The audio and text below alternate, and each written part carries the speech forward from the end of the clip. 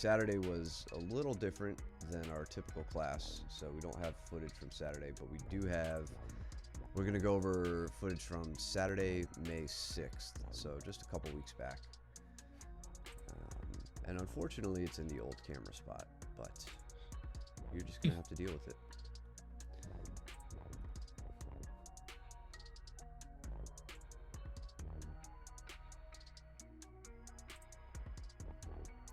So we got Danny and Josh. Jordan, and I didn't catch who that was, and then Chris and Justin. Oh, Jordan and Jordan. That's not going to be confusing. There we go. Ooh, even Johnny's back there. Oh, I definitely wasn't training this night then. Or day. I haven't trained with Johnny in a minute. Yeah. I fully avoid him.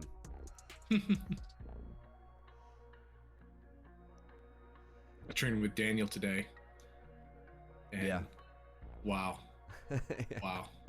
We had a good match yesterday. I did not have a good match with him. Yeah. Well, he leveled up with the stripe he got. So.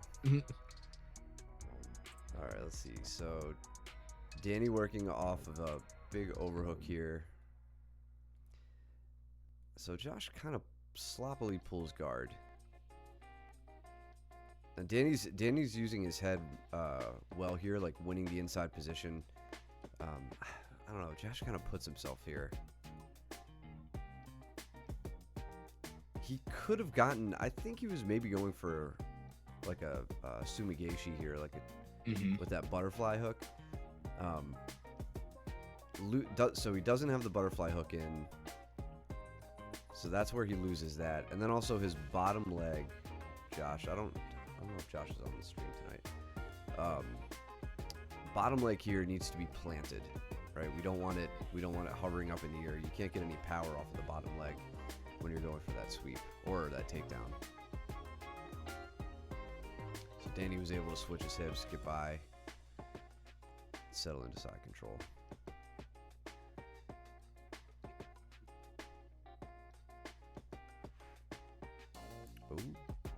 Oh.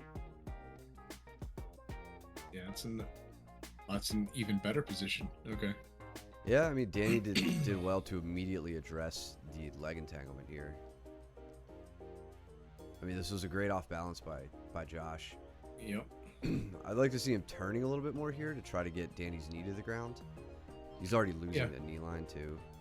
And hips up, I think. Like he's trying to get the hips up, but you need to engage the hips and pull the leg back in to reclaim that knee line, because here Danny's knee is below Josh's hips, below meaning below his head, and towards his feet. And yes, he would need to obviously hip up, but also pull the leg in to get the knee line more, I'll call it north towards the head. Yeah.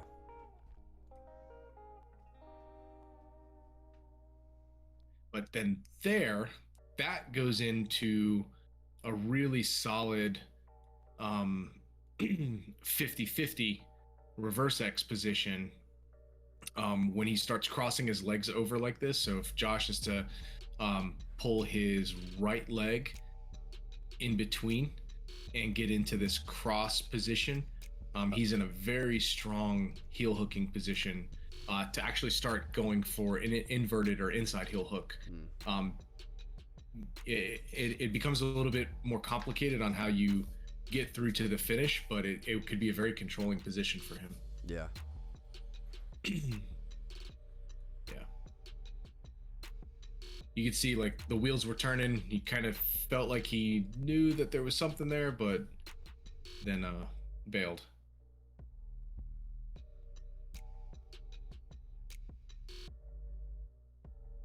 Justin's in a little bit of trouble here with a really high close guard from Chris. I can't tell whether he's got both arms in or not? Looks like he It does. looks like it. Okay. Yeah. Oh, and then he's going around and grabbing the head. This is, Yeah. you know, Back take city. grounds for a back take. Yep. Yep. Oh, What's up, Zane? what's up, Zane? Haven't been a while. You don't know where the new location is. It's right down the street, Ask- down the road a piece, as they say in North Carolina. Ask Google, bro. Yeah, get back to class. No, the new spot is if you just drive past the tennis center, and it's the very last building on the left, and you can't miss us. So now you have no excuse. Yep.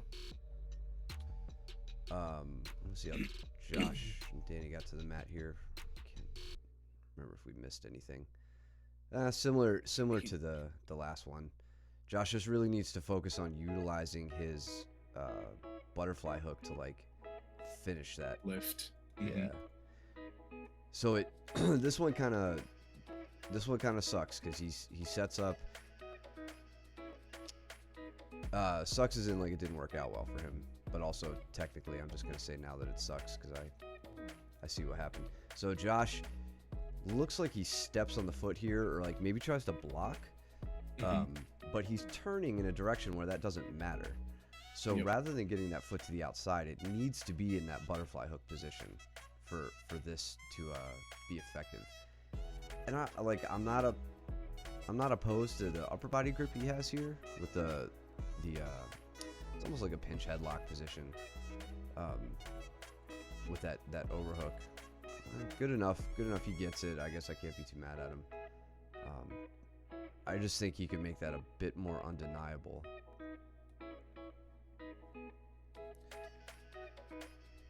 Good. I hope to see you soon, buddy.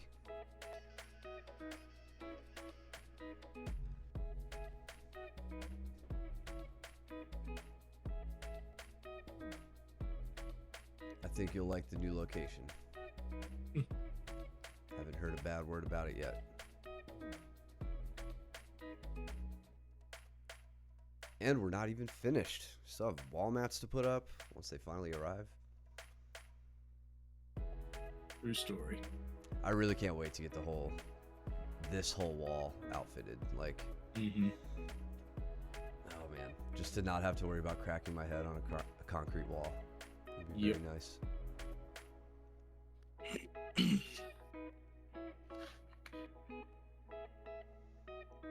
So let's see. Brooke is in the chat.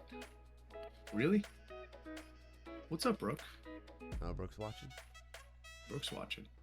I'm gonna just call her out like that. Yeah, hell yeah. Nice darce by Danny.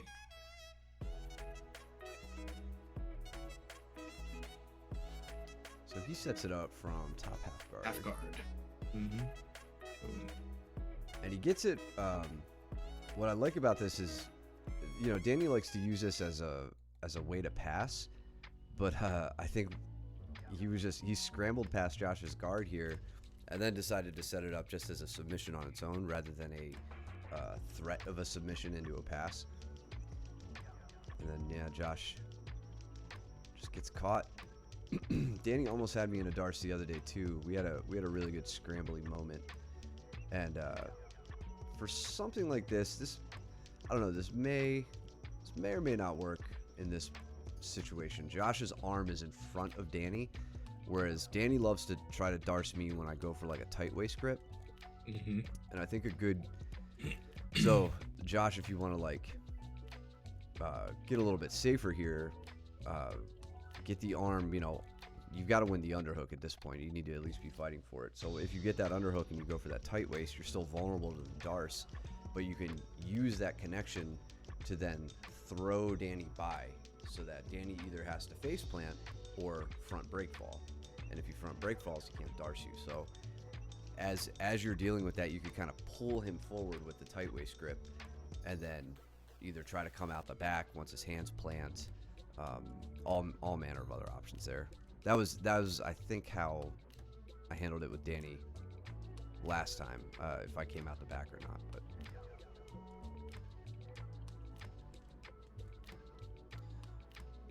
All right, so Jordan's doing a really good job here in top position, distributing his weight. He's across that diagonal line, and then was using that hand push on the knee to try to get his leg free. But bottom Jordan did good to Organic. get him off balance. Organic Jordan. Organic. He's doing a really good job.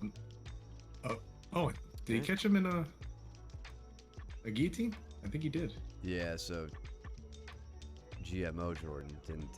Yep. He just doesn't know. That would have been easily escaped.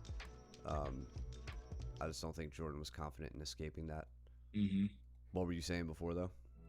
No, I thought that Organic Jordan was doing a great job of switching his hips and making it really tough for GMO Jordan to get any sort of really solid top pressure outside of this, right? So he gives him a nice big bridge there, and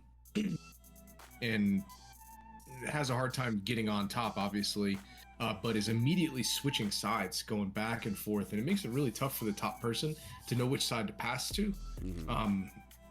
When the bottom person is constantly giving them looks and angles. So good job. That was really nice. We're never going to get through this round, but Danny has a nice back step into cross ashi, where he starts to set it up. It looks like he ends up more in reverse right now. Mm-hmm. And this is a tough spot, especially against bigger opponents. When you get to cross ashi, you don't want to get smashed, right? And this is exactly what we see Josh do. He elevates his hips, hand walks his way around and gets up top. To make this a bit safer, as you sit, I tend to take my time on the leg attack. Once I get to here, I lock up my triangle, and I make sure that my head is directly over my opponent's hip. So I'm sitting up on my butt, and I'm kind of leaned over their hip. Obviously, your opponent's going to do things like try to collar tie you or, disrupt your grips and whatever. Collar ties from this position are so easy to just shove off the back of your head. Like, it's not much of a concern that you need to be worried about. What you do need to be worried about, though, is being put on your back and then stacked and not being able to recover, especially against a heavier opponent. It's not always a big deal for everybody. Some people can invert really easily, but when I get, even if I get to that inverted spot, if I get smashed and then they start to sprawl, sometimes it's just too much to hold on to the legs, and it sucks to lose that position. So if you take the time to make sure that they are seated and they are not getting up and they know they're not going to get up, and then you can look to collect the second leg, go into like double trouble and all that stuff. That's a much safer bet, I think. The way Danny could resurrect this here is, now that Josh has a crossface, it's going to be a lot harder. Josh is just probably going to sprawl out of this. I can't remember if he does or not. Yeah. Right into mouth. Yeah, so Danny kind of lost that. Half guard. Right when Josh set up his crossface. Now Danny's working the lockdown. Really just trying to relieve shoulder pressure here. This goes back to the conversation we had, I think, with Caleb. I don't know if Caleb's watching. It's Pat. Or Pat. Yeah, it was Pat. That's right. Yep. Yeah, so we could see Danny using lockdown there, really to relieve shoulder pressure, but not being especially offensive with it. Danny and Braden, Josh and Chris. Justin and James. Good takedown from Braden. I feel like at this point, if Braden or Gavin gets behind you, like that, the takedown's pretty much always going to work for them. I feel like it's a pretty high percentage thing.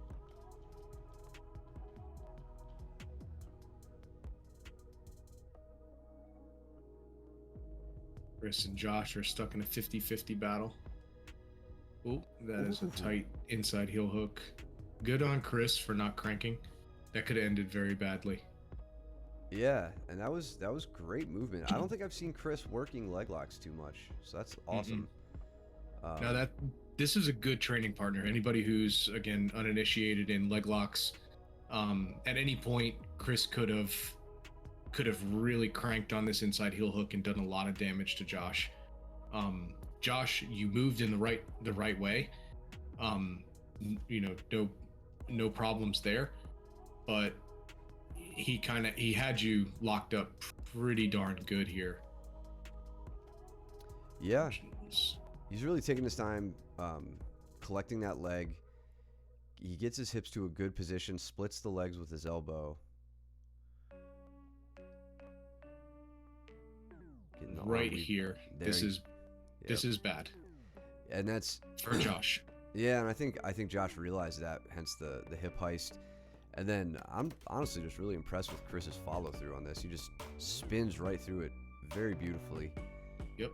Doesn't lose a single inch on the turn. And yeah, if he kept the speed of that turn going, Josh would be limping right now. Mm-hmm.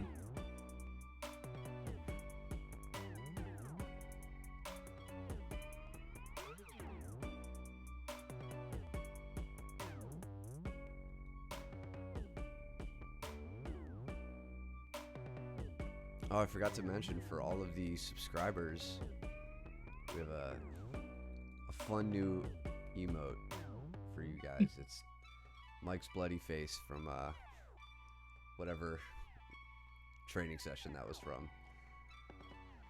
Yeah. So have fun with that. This was May 6th, Saturday, May 6th.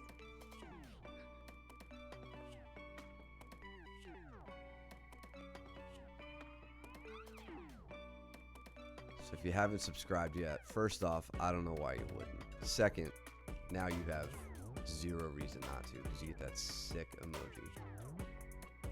So Josh just hit that Ashi sweep on Chris, and there aren't a lot of people that can actually put me down with this sweep. Josh can. You see, and I just want to highlight like how high up his hips come off of the mat. So he's trying to, like, he initially shoots his hips up really tight to the waist, but then like when he gives that bridge, he's on his shoulders and he's turning, and that's what gives him a lot of power here. Yeah. Boom. That very shot directional. Up. Yes. Yeah. What's up, Cody? What's up, man?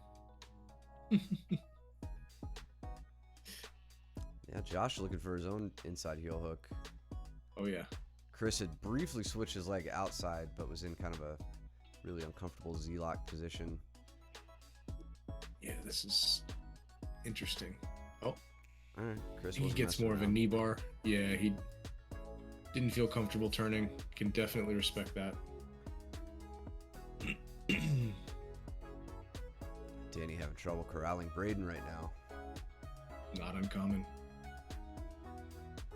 The turnover. And we got Victoria and Jordan joining the fray.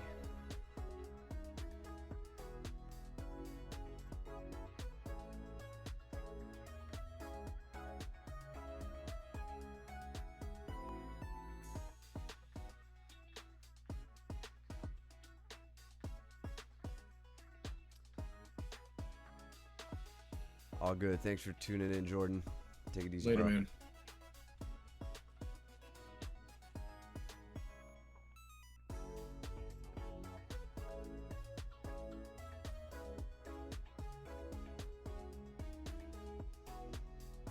Braden looking for the dorsal here. He's got the shin pin on the bicep.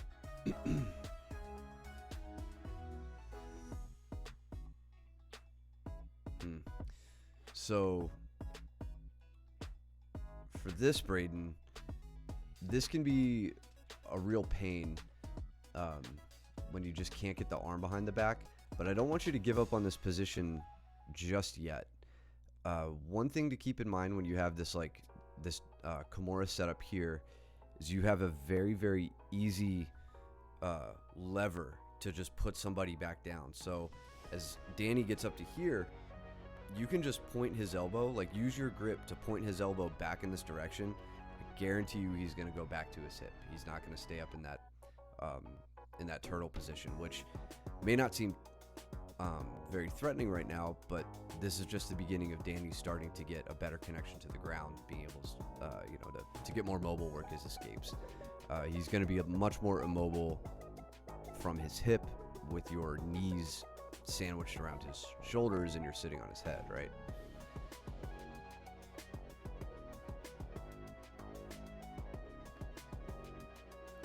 And keep in mind the transition to the armbar too.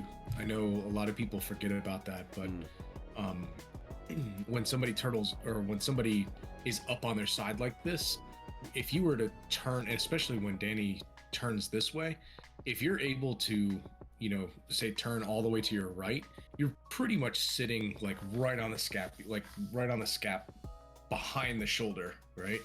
And that makes for a very, very deep armbar setup. Yeah. Super uncomfortable too. Yeah. Victoria making her way to Jordan's back. Okay, getting there from turtle position.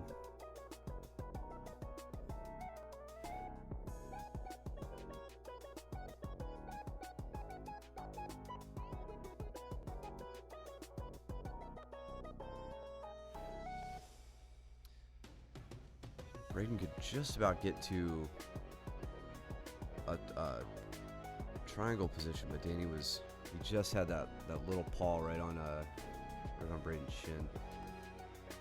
Now Braden's in a little bit of trouble himself. Gyaku. Thank you, Gavin. Yeah, we got the reverse triangle now.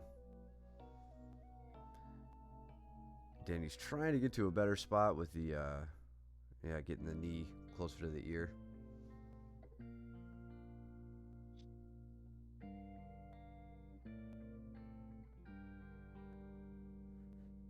I just want to see what happened with Victoria here. It looks like Jordan was just able to misalign himself. There we go. Jordan's fighting feet against feet. Getting the connection open. Needs to straighten that right leg out.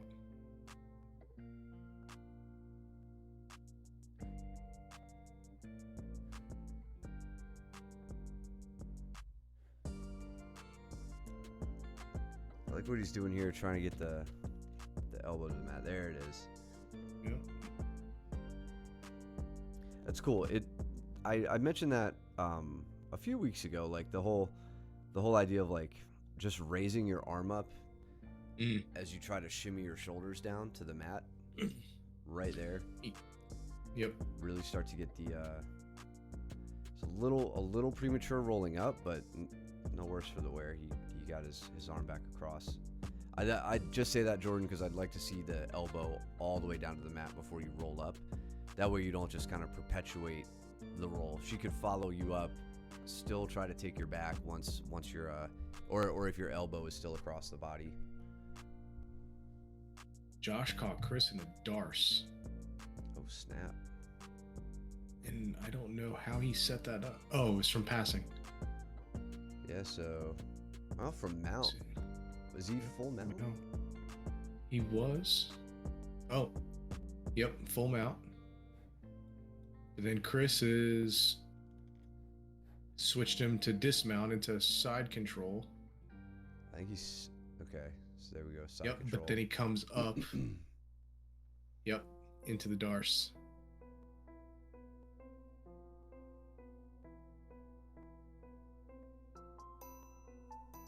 Yeah, Nice. It was a nice setup. Danny would be proud.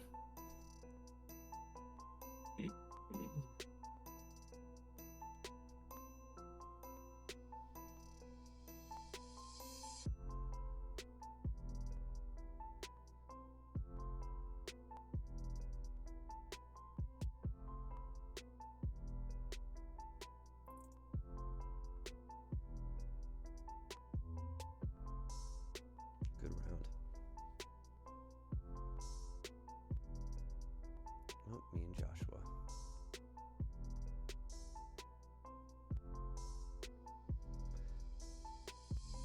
Oh, this was the Saturday after I got back from vacation. I think I was really sucking this evening. Technically, but also like oxygen. Sucking wind. Yeah, very much so. We'll see. Maybe I put a hurting on Josh. I can't remember.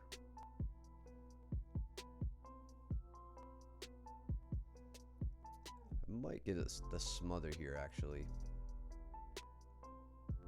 Nope. That was excellent kipping escape into the heel hook, which is exactly what we love to see. You're clearing the knee line as you roll through. Just want to highlight Josh here. So, hands on the hips. I'm giving him heavy chest pressure. He is undeterred. Again with the hip movement. Josh is his hips don't lie, man. He's our little Shakira. He puts him to work, and then as soon as he gets his legs free, that was super smooth transition. He keeps the right knee through. He reaps over with the left leg, gets my heel exposed, and now it's now I'm in pretty decent trouble here. Just managed to sneak my knee out from that twist.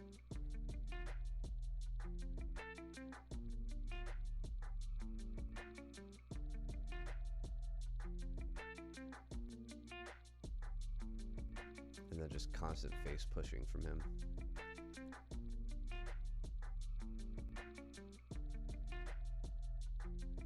See how he does the body locking. It's giving him a lot of pressure to the head, trying to bring it to the side that he's telegraphing to me that he's going to try to pass to.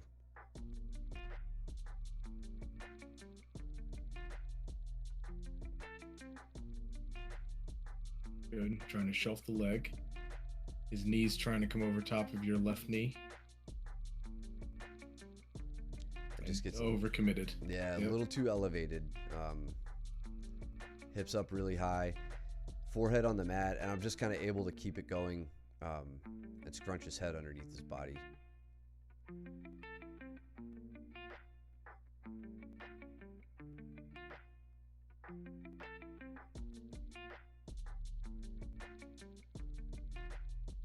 Standing guard break. This wasn't closed guard week when we were training. I think it was actually the beginning of legs. Yeah, that tracks.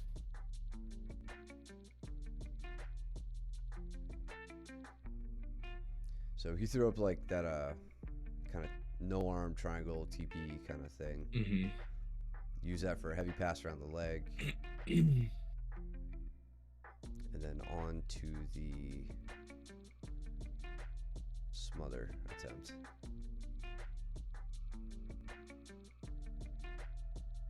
So frustrating.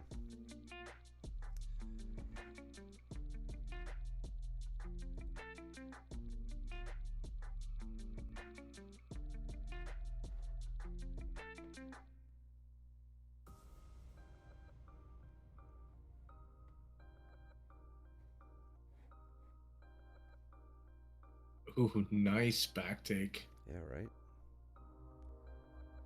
So driving in with the knee. Yep. Love it. Quick to step in with that left leg too. He just tried to split, like to split your legs with that left foot before he fell back. Yep. Just enough to disrupt a little bit. Left leg comes over. Actually, he gets his right leg in first, the bottom hook, Yeah. which I'm kind of surprised about. Good on him though. Like He found the that makes space. it a hell of a lot easier. Yeah. And then, yeah, now it's all about the hand fight. I'm trying to get to his side. Josh really likes to make it difficult for me to like pick a side. The problem with that is, I don't know about anybody else. I don't have too much success strangling people when I'm flat on my back. I like to work from a hip. So when you, as the guy who is attacking, when you make it difficult for your opponent to pick a side, I don't think I'm doing myself any favors if I do that. So I kind of let him pick a side, and then I you know, if they have trouble picking, I pick for them, and then I just go on the attack from there, do what I got to do. Straight into Ashi. Nice pull.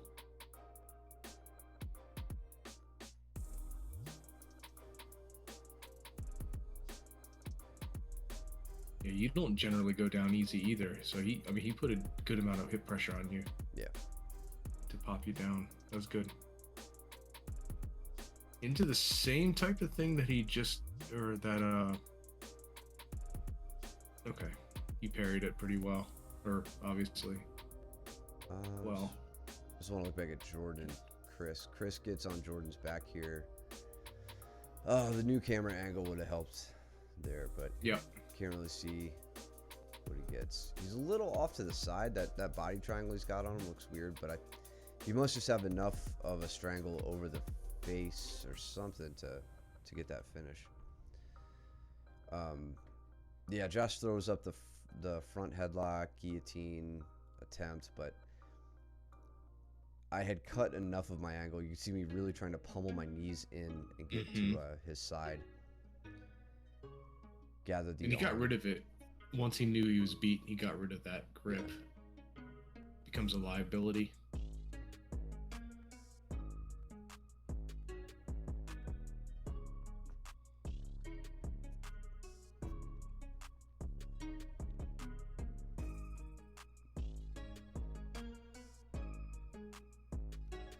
So with that turn, throw up the triangle. Get the triangle. Nice. Yeah, just when you guys do something like this, you just have to keep in mind as we get into this battle for hip height and head height, if you post an arm on the ground, you're just wide open for a triangle, which I don't take any time exploiting. You can see as soon as I see that arm on the ground, just only takes a couple of frames, my leg is already up, and I'm trying to get to my angle immediately before you can settle in and make things difficult. That may have been an armbar, actually. Just judging by my ankle position. Mm-hmm.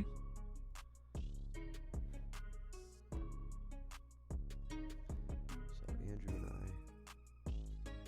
I... Heavy collar tie. Another one. Almost with the Tomonagi. Yeah, Kidding. almost. Marginally better. Ooh, Caleb looked like he picked Chris up pretty good on a single leg. I think that was Caleb. Oh no, that was Jordan. GMO Jordan. Yeah, knee pick.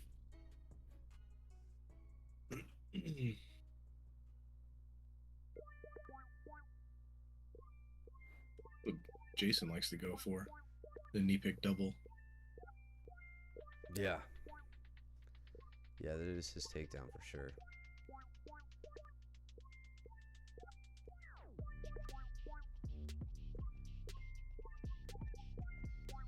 Look, Victoria's playing.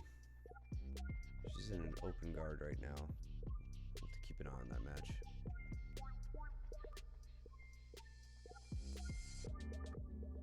Walking the legs away in order to secure the pass.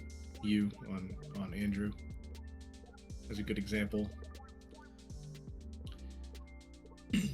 So you step over for the body lock there, and then blade your hips and start walking the legs away, and then now you're past the hip line, so now you can start securing that top position and really putting down some pressure. I really like this method because when you walk across, you do not lose any pressure on the hips while you're walking across. So many of the other methods, like you're trying to reach up and grab the back of the head and really transition to the shoulder control. Here you don't much care for it as much, right? You want to secure the hips first and then go to the shoulders second. It's a very debilitating position. We get Cooper in on the leg. Braden counter leg locking. Yeah. they're in mutual ashi, is what this is called. Generally, the person who's on top of mutual ashi will win. That's so the person who has the attacking leg on top. If you're attacking on the top of mutual ashi, that's the person who's going to win the mutual ashi position. So Braden's trying to get Cooper's leg, to where Braden is turning to his left onto the top. Now he's in a heel hooking position. Cooper doesn't have an attack on Braden's left leg anymore because it's buried underneath him. And Braden has full hip mobility here, right? Mm-hmm. You have full hip mobility because you're not really controlled at all by two knees pinching one hip together. Yeah. So again, this mutual ashi is dependent, or the person who's going to win is the one who gets the attacking leg on the top, and we see that here with Braden. Yeah, and an interesting corollary to that was new to me is with this position only. I like the way you're saying it. The person who gets the leg up top, that also tends to be the person who attacks last. Yes. Right? So what's really cool about that is, like, you look at Braden. They get into this position. Braden sits back. Now Braden goes on the attack here, right? He starts to turn towards the hip to isolate the leg, but in doing so, he gives full heel exposure on his own left leg. That Cooper, if he was a bit more aware of the nuances of this position, would be able to exploit. Cooper could then right now keep his feet together, try to disrupt the heel hook, all while Braden has his own heel exposed. So that's, I don't like being in this position. But when you're, if you do find yourself there, you don't immediately have to go on the attack. You can let your opponent turn, attack your foot, and that leaves their foot very vulnerable.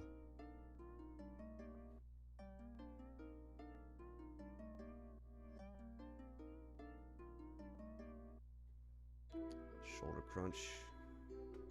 Mm-hmm. So Matt doing and I think this was well before we were doing reviews of it, but you're doing what I've been talking about the past two streams in terms of passing half guard, walking your left foot close to the butt of Andrew to get the knee pointed vertically, and now you're looking to either staple the leg, or looks like you went into, I think I was trying to roll, get the Kimura and then do a rolling pass. Kimura. Yep. But Andrew didn't roll towards me, which made what I wanted not feasible. So I had to deal with keeping him from re-guarding using Neon Belly. Stapling the leg, or the arms with the legs into a crucifix type position. Yeah, I really, really like that from Neon Belly. Pulling the leg that's far from the body when you have the opportunity, pulling that in and shin pinning on the near side arm. And now probably trying to set up the triangle attempt, like the shoulder drop triangle, which Andrew knows. Andrew knows I like that. Yeah, it's hugging the head. He's doing everything he can to not let you do it. Now you got into the Kimura again.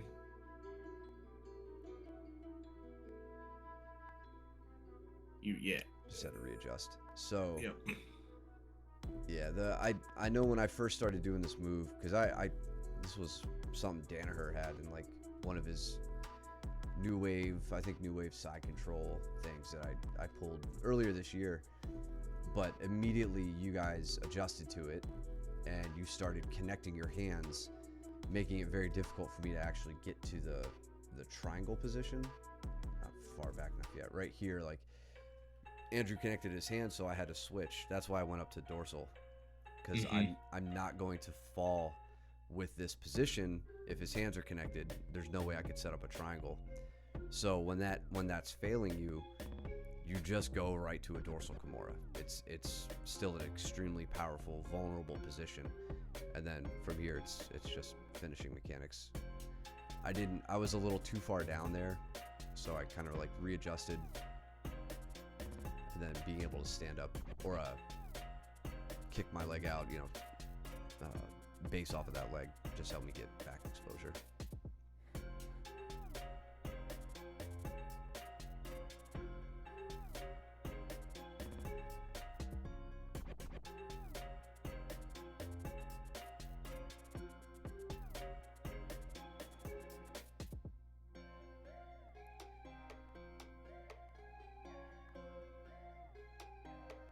Luke is making Jordan suffer. Mm-hmm.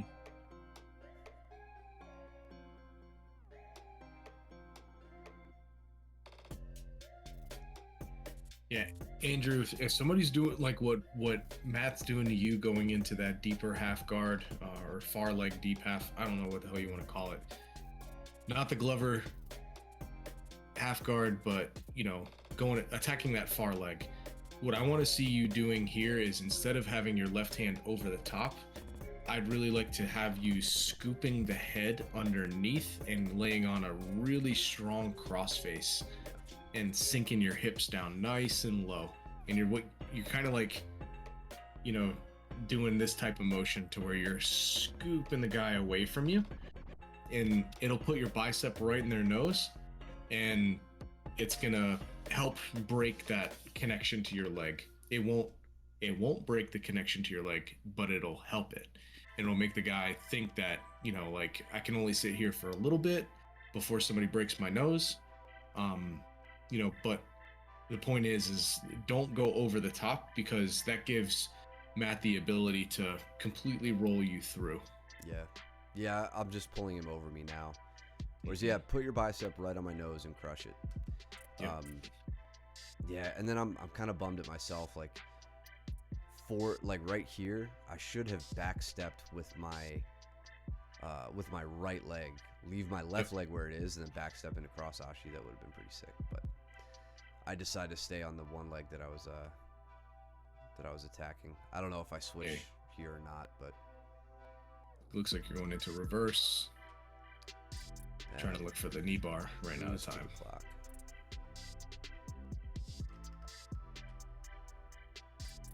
Look at that logo. Look at that rash guard, power stance.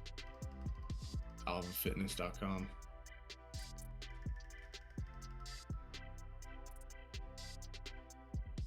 Oh, Josh in on a heel hook with Luke. trying his damnedest. Is that you and Steven? I didn't even know Steven was training up there. Okay. Yeah, me neither. So James gets Andrew in almost the exact same position.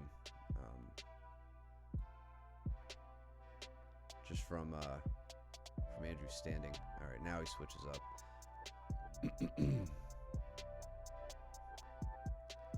Andrew says, "I don't care about your leg." That's good. Going for the straight ankle. Has to switch out of that, though. Definitely doesn't have it.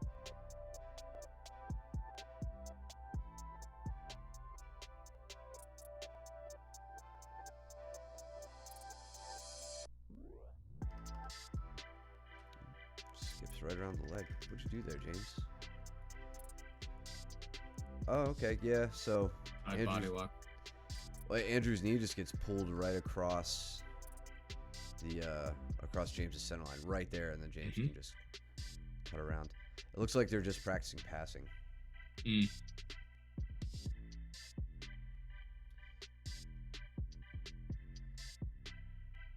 Oh God, I was so pissed about that takedown.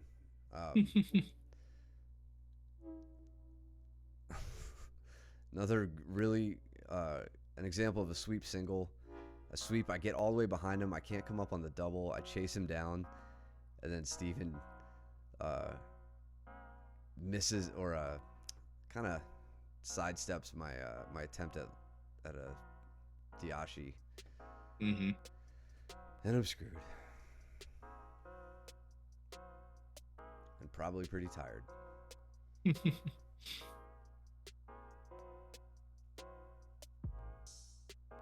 Up and all that carbonara. Yeah, man.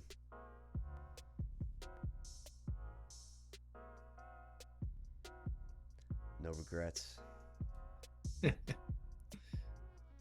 Nice timing, James. Yep. And man, in all honesty, I never, unless you are a very early white belt, this doesn't work on sweeping people. Like, I never see anybody get the sweep when they're in half guard. They open up and try to bridge and push them over. Anybody who's just like, you know, somewhat well practiced at jiu-jitsu a few months in, they just don't go over from that, Andrew. So I would focus on other movements there. Otherwise, you're essentially just going to give up mount at worst, side control at best. Yeah. The only caveat to that is if you have your butterfly hook in. If you're playing a butterfly half guard, then you have a chance. Sure. Not an awesome chance, but a chance. Yes. So yeah, you're saying if like Andrew's top leg was a threaded hook. underneath. Yeah. Yeah. And with that, you have to be ridiculously diligent with a sticky hook, right? Because as soon as James backsteps, you have to be able to track with your hook the entire time, and possibly follow him up. But, you know, generally speaking, you can track him, he's going to power into you, and then you get back into an open guard position. That's kind of how I find myself. I'll regard from that. Mm-hmm.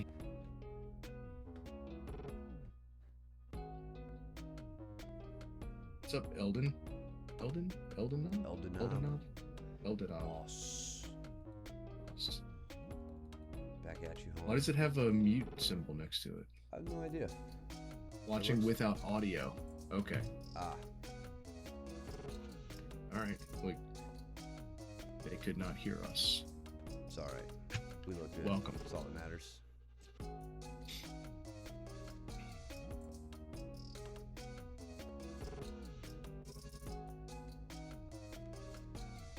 Oh. Steven knocks me down with the double reliving the day. Yeah.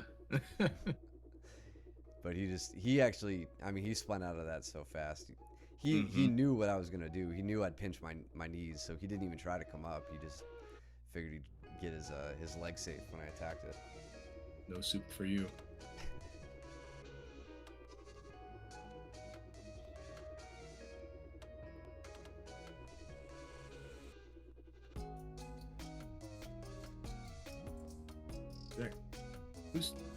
Who's training with Luke again? It's not Chris. Josh. Josh is. Okay. James with the mounted triangle entrance. Okay. Good control of the arm.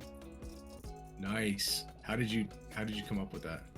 After you go through James. Oh, I didn't. Like an ankle see pick. what I did. Yeah, you hit like an ankle pick. We can go through it. Okay. Steven just sucks. That's really all it comes down to. Nice.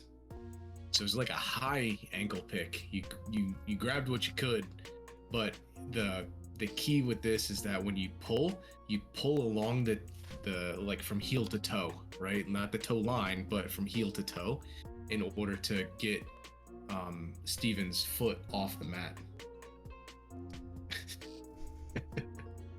That guy with a wrinkly ass head. Yeah, and like a couple things before this too. So, really important detail is my heel is to my butt. I won't be able to get up with this if my leg, if that left leg in particular is out forward like my right leg. I mean, if you're curious, sit on your butt, put your legs in front of you, see how easy it is to get up, right? You have to pull your heels underneath you in order to get up. So I was already thinking about the ankle pick here, I can guarantee that, and then I set it up off of an arm drag. So I get the arm out of the way, or at least get a reaction, go for the outside grip, which is not ideal in a situation like this. Normally, and I've said it before, you want to go inside, that way when he turns out, your forearm is blocking it. If you guys don't know what the hell I'm talking about, that's fine. Just ask me in class. But because I'm eager to come up on it, I can put it in my pocket. Now I can block the turnout. I go to stand up, and then it's just quick inside trip.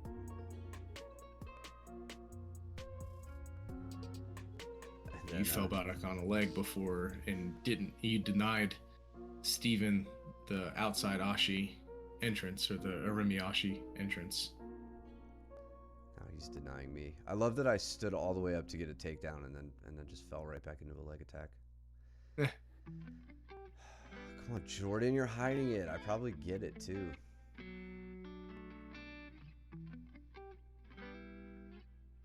It looks good. I want it. The desire's there. A for effort. Yep. I could pretty much guarantee Steven with that turn. Yeah, he was gonna get out. That's why it's so essential. Like, your leg position is so essential to shutting down the speed of that turn. This is a terrible camera angle.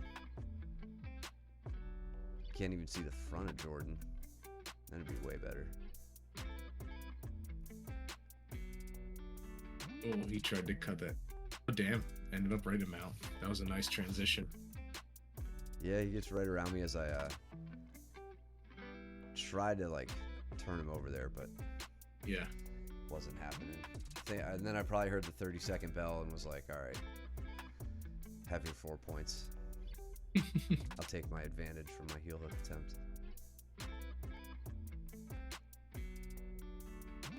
And James finishing out strong. Let's see.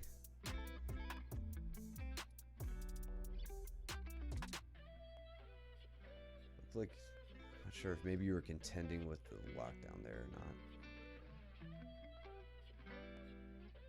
Jordan and Brandon.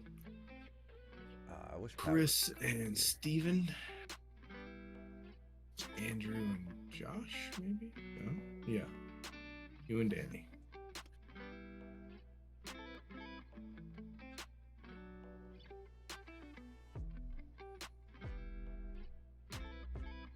Oh, Argoshi. Yeah, and then we go into the spin cycle here. I try to bulldog Danny down so badly, and I don't think it worked out well for me. Yeah. And in retrospect, after the Haragoshi, what I wish I would have done, and maybe it's kind of difficult with the wall where it is, but put my head down. I was really trying to keep Danny, like, turned up to me, like, to try to put him on his back. But I think if I would have put my head down and then hopped my hips over to the left side of his body, I may have been able to, like, transition this into a side control, as opposed to, you know, working from Kesa and then losing position. But I feel like I would have reached over with the right arm and immediately thrown in a whizzer. That's kind of where I on this side, see myself going. Yeah, I would have. And then it would have put me into a front headlock position. Should have thrown another Haragoshi on him right here too. Yeah, that's another funnier option. If that would have happened, that would have been really awesome. Yeah. Have another.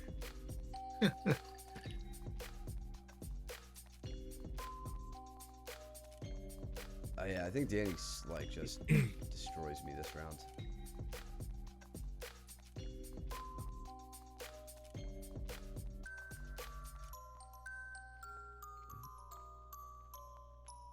Andrew not having any of what Josh was trying to do.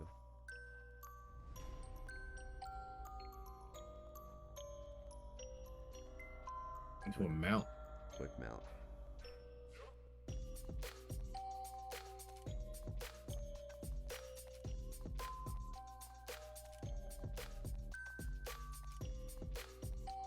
Danny trying to smother me with those washboard abs. What happened with Josh and Andrew here? Anything? Did anything happen? I think they just got put up against the wall. No?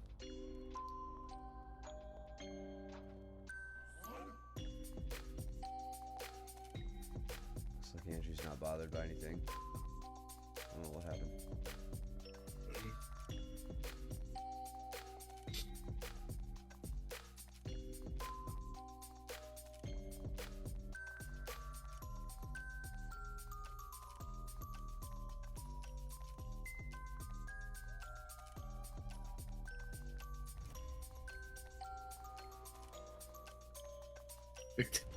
Victoria on Luke's back, and Luke just crawling along the mats.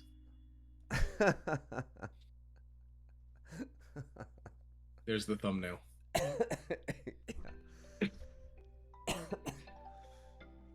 Or a GIF, whatever that goes along with it.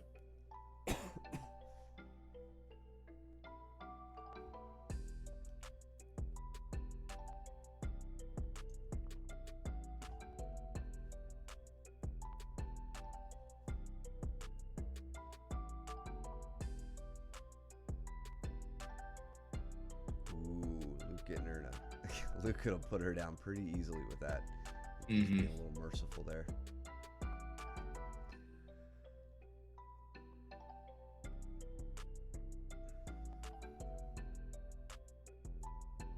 Danny's really trying to attack my arm right now. He might get this actually. Oh, okay, yeah. Straight, yeah. There you go. Classic Danny. Yeah, and I remember this one. It wasn't like it the way it's set on. I felt like, oh, I could breathe right now, whatever. But I don't know. It's been a while. I kind of forgot that Danny's head and arms are basically dangerous, even when you don't think they're an immediate threat. But at no point could I rotate. To try to get my elbow down. Even giving up my back, Danny's not going to fall for that. So, yeah. Very, very tight. I think he may actually get another one in this round.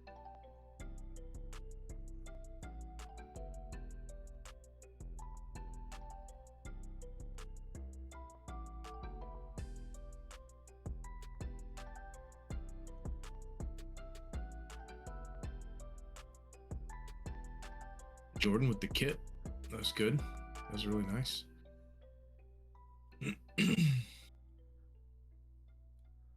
Against Brandon, I think. Yeah, and he actually does it from like a half guard here. So he's got push, goes to the side, and then gets his knee in. Yeah, it makes a little really bit like of space.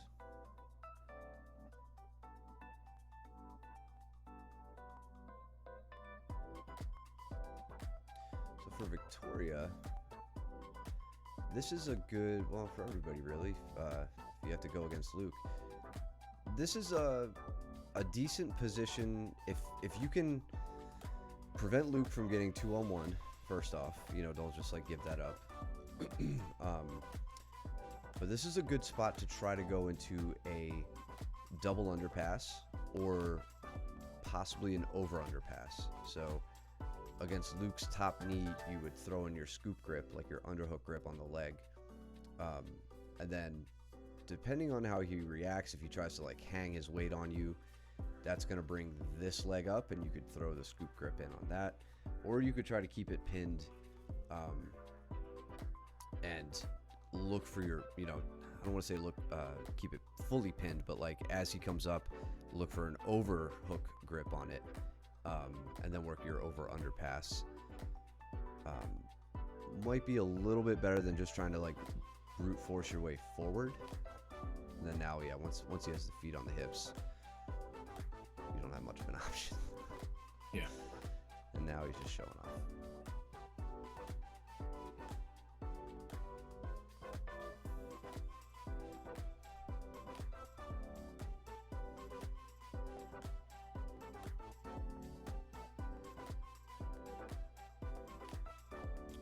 And Jordan.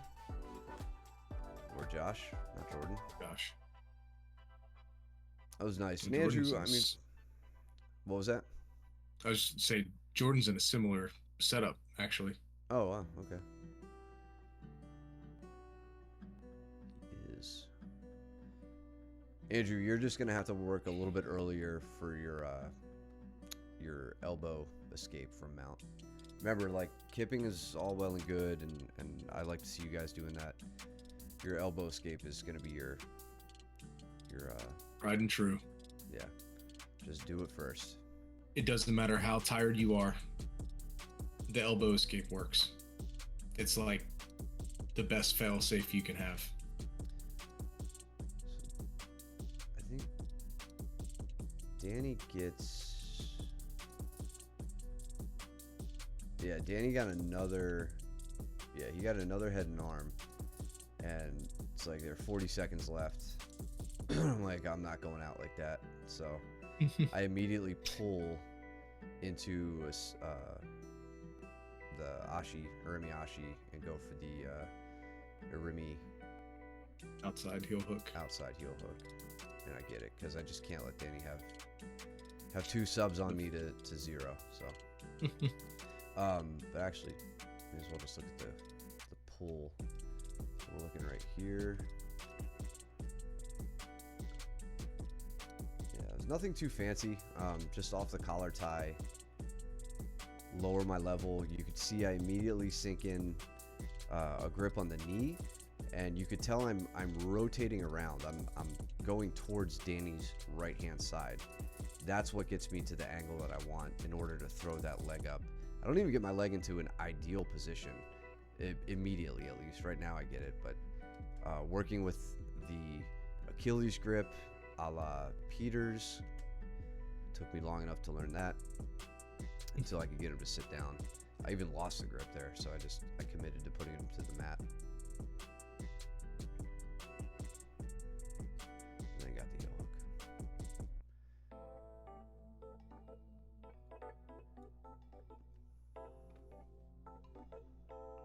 Let's see, Smash going all the way back there. Looks like Josh and Andrew were talking. There we go. James and Pat. Or James and Daniel.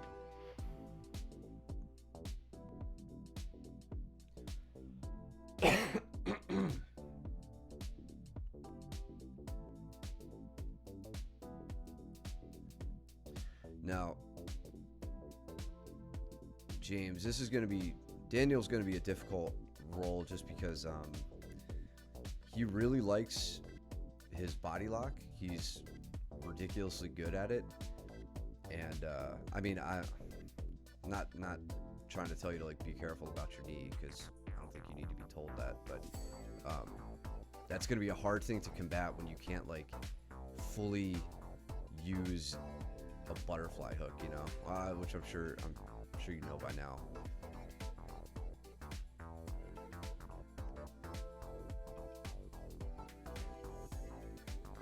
With a good regard, though. Yeah, and another something to try when dealing with the body lock. Let's see if James actually tries it right here.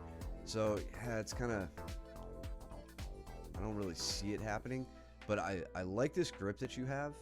I want to see your leg planted, and I don't know how much you could power off of it right now, or 2 weeks ago.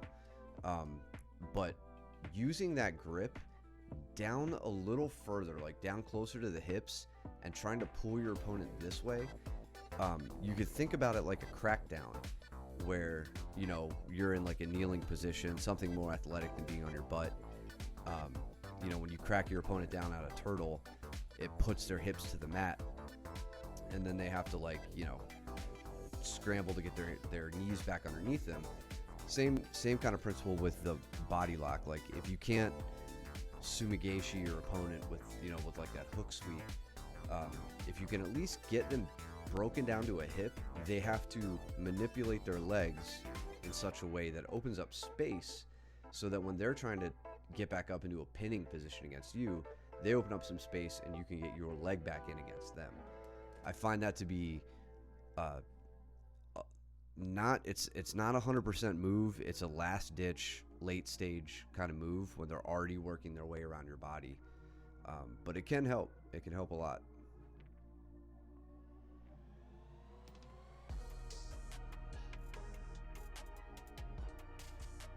I was actually doing that against Daniel today. I was using my instead of framing against the hip, I was prioritizing posting up on my far elbow, and then putting pressure on top of the hip, like you were saying, going all the way down, trying to crack them down, so to speak, and then heisting up my hips and then sliding my knee in, so I'd heist, slide, and then I'd be back into a guard position, and then he'd go through and start the passing sequence again. and we would go through that a few times. Yeah, and that's actually, it reminds me, depending on how much you can heist your hips up from there, you can go anywhere from a close guard into a triangle. Like it just depends on how their body's gonna, how they're gonna recover that position, right? And just like we saw earlier, when Josh had his arm on the ground and I threw the triangle up, you could find yourself in a similar position there too.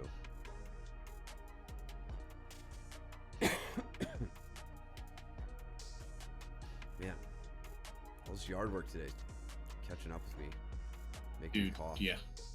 It's killing me. It's been a long allergy season. Yeah.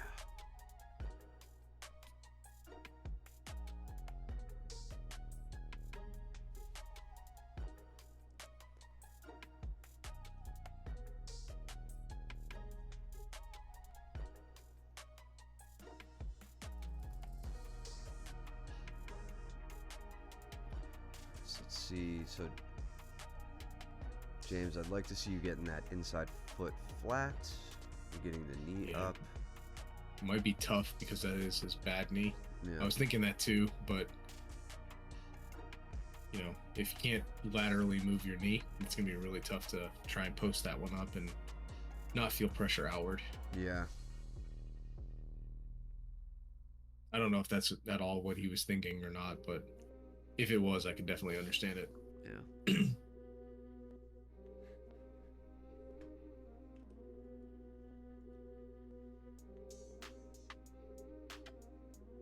Jordan kindly picking up Justin to move him away from the wall. So nice. We have the nicest training partners.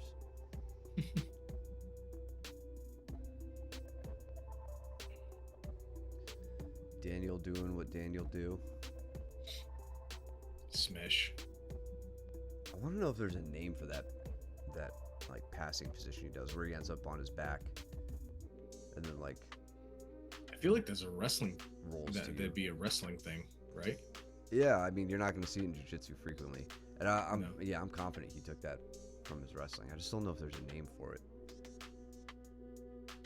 I mean, it's almost like just a bridge, like a bridge pin or something like that, you know? Yeah, James just about had the kip out of there, but Yeah. didn't commit to it too much. Luke blocks everything, and I cut the footage. He stood there for the rest of the round, so I Nice. strip it out.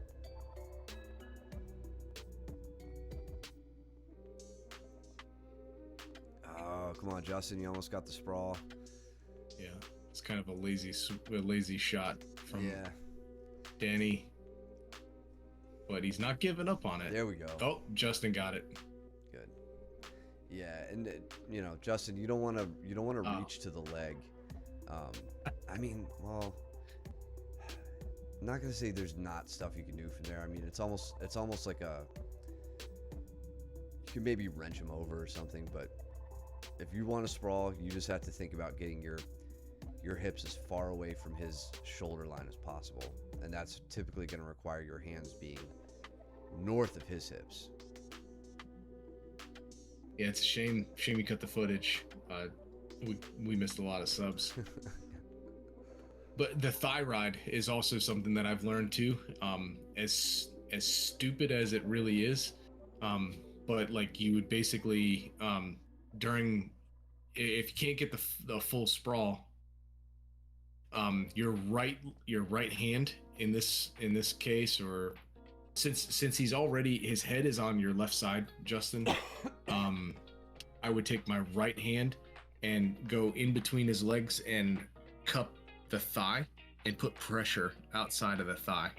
And On the what left, that does on the left thigh or the right thigh? on his left thigh, Okay, so with my right hand. where it is now, pushing out that way. Yep. Okay. And I would just go in between the legs, pressure out. And what that does is it separates his head and his leg. And it just makes it ridiculously hard for Danny to reshot, or to continue to reshoot on you. And then you can start hitting your go behinds and doing all that stuff. But it shuts it down kind of there and then. been trying it out on Braden and Gavin. That's what we do. Dude, I have to. Otherwise, they reshoot and they just dump me on my ass. Yeah. I also feel like my submission escapes have gotten better. From Trying stuff on them. Mm-hmm. Just like getting my timing down. Oh. Patty cake. A little slappy. Danny taking top position now, top half guard.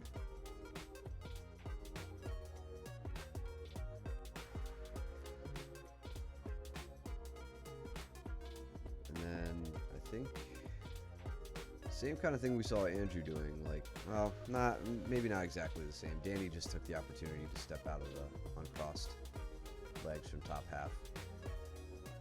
Big switch over to side control on the other side, and then drives in with the knee. I really like that. Yeah, and again, conversation we had with Pat when we were talking about knee on belly and transitioning into mount.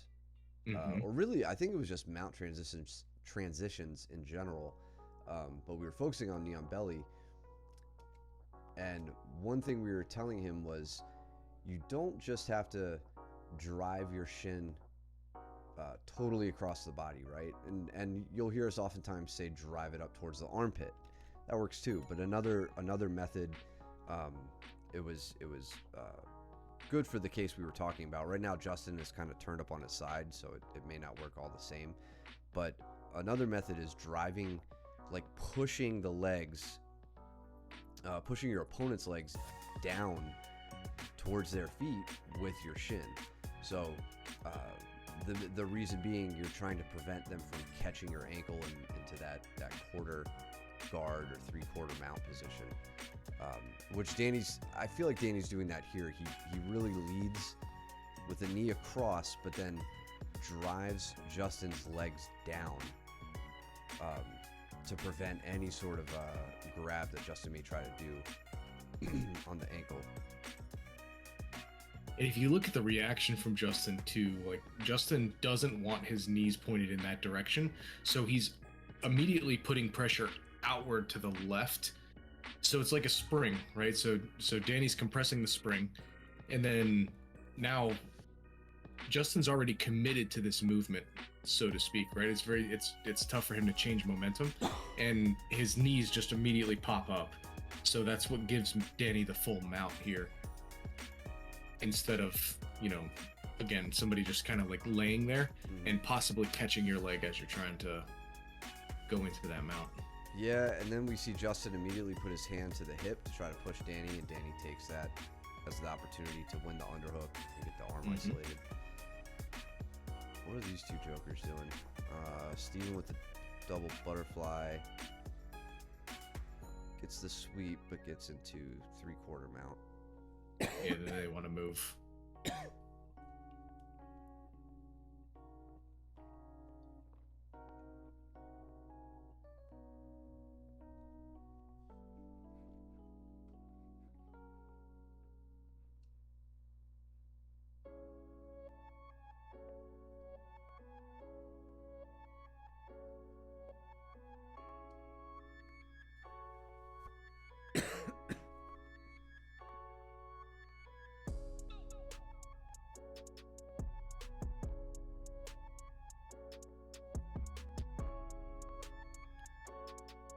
Shutting down the body lock.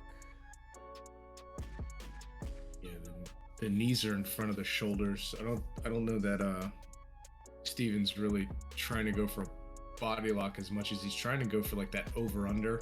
Fair, yeah. Here we might see him get that scoop grip on the thigh. Nope, he's gonna try and smash the legs. Oh, he's just gonna go straight into the leg. Use that. Josh flopping around like a fish to get out of there. Mm-hmm.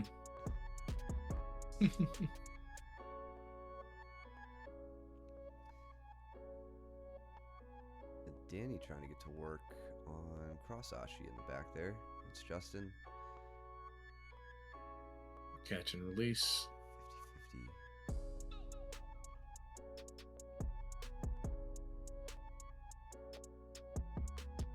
Now an outside Ashi. Remy. Outside.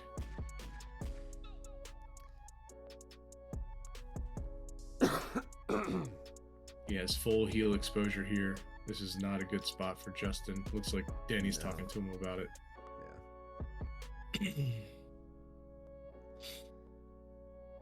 Alright, like 30 seconds left on this round. See if these two do anything.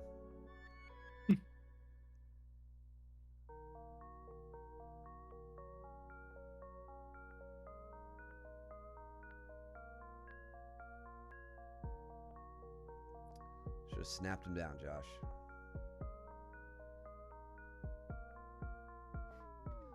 Boring. Alright, Steven and Justin. Last round. Thank God, because I'm tired of coughing into the microphone. Sorry, guys. All 4 of our viewers.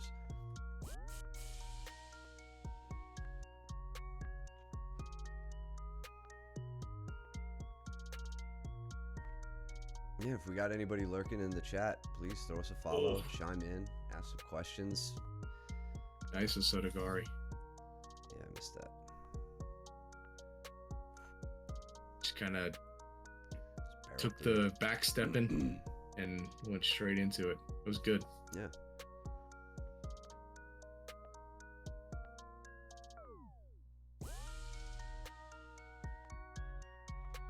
I don't think Justin learned the Mercy Grip lesson yet. Or maybe he has, and he's actually better at it than Steven. Damn, that was nice. Nice double. Slick. And off of a kind of Justin throwing his head by there, just a little like misdirect. Steven says, okay, you lowered my level for me. Yep. Let me slide in on this double. It's the power of angles, right? Like you can throw somebody by, but you really have to start promoting your own angles instead of throwing by and hoping that they don't catch a leg. God damn it, Luke.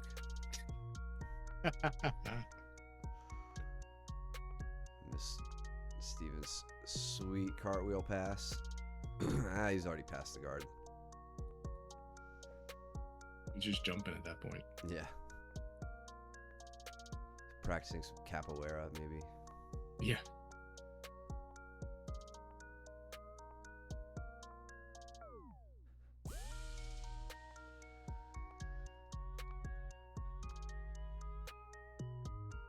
Does everyone not know where the camera is?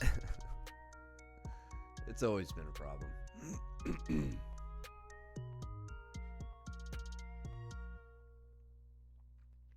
So Steven working a high mount right now.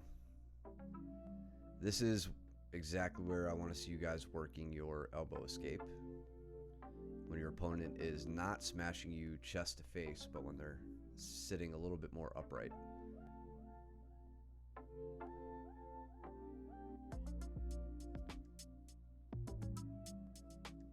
Interesting grip by Steven. Ah, okay. I see what he did there. Goes into the Kimura.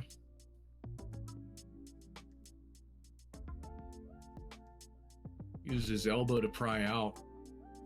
And then when Justin goes to fish underneath again, he goes in for the Kimura. That was an interesting exchange. I would not have expected that, but I'll have to play with that. Just for fun. Nice pixelated Haragoshi. I hit on Brandon right behind them. Brandon goes in on a single. Oh, yeah. Over the back grip. I get my leg to the outside. And then just put him down.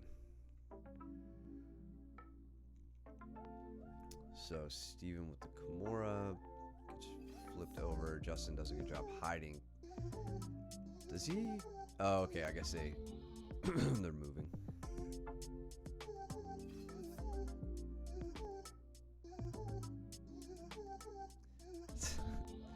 Such a bad feeling restarting in a submission.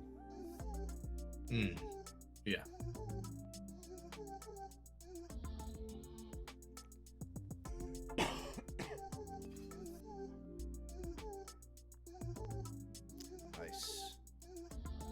Good attack overall by Steven. That was really nice. Fast forward here. Some talking. Going over the arm break. There we go.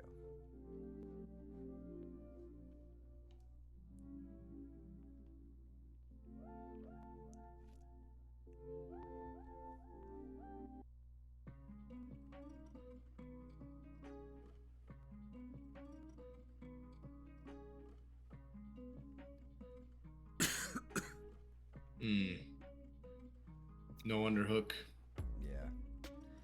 Yeah, I think we see Justin do that somewhat frequently, and that's just working out some white belt wrinkles, right? It's right now he's not attacking from close guard. He's not in close guard, but it's awfully reminiscent of that sort of heavy forward pressure when you don't have the requisite positions to keep yourself safe.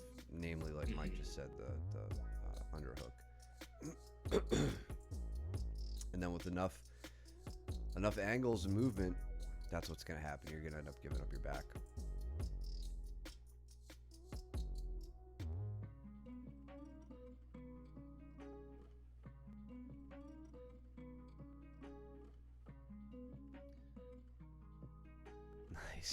Nice move by Steven to combat that off balancing. Cool. Fun end of the round. And yeah, so this was just 2 weeks ago now. So yeah, that was good stuff. So thank you guys for joining us on your Sunday night. We always appreciate it. Thank you. Thanks for putting up with my coughing. It will be gone tomorrow, hopefully, or I'll just cough in your faces when I'm smothering you. In the meantime, follow us here if you like what you're seeing, and subscribe if you can. We always appreciate the support, be it a Twitch Prime or a tiered sub. And then subscribe over at YouTube as well, where we will post this for you guys to review. And yeah, any questions you guys may have, stuff we went over in the chat, please bring it to class if you didn't chime up here and get the explanation you wanted. We'll be moving on to our second week of close guard. Oh, and of course, big congrats to everybody who got promoted yesterday. That was our big promotion ceremony that we've been looking forward to since we moved into the new spot. So congratulations, everybody. It's definitely well deserved. Unless you didn't get it, then you didn't deserve it. Sorry. And yeah, I'll say it all again tomorrow or on Wednesday when we actually have a higher views on our stream. Viewership. Yeah. In any case, I think that's about it. A couple, maybe a week or two out from June 3rd for 2 weeks. Naga, 2 weeks out. So yeah, I think so far only Josh may be competing. I don't know who else signed up, but yeah, we'll be there. So what else? Anything? I think we're good. I think you pretty well covered it. Close guard rest of this week, right? Yep. So get ready to practice some standing guard breaks and all that fun stuff. So yep, tomorrow. In any case, go trim your nails and do your laundry. Don't be stinky, and we will see you guys back on the mats. Later. See ya.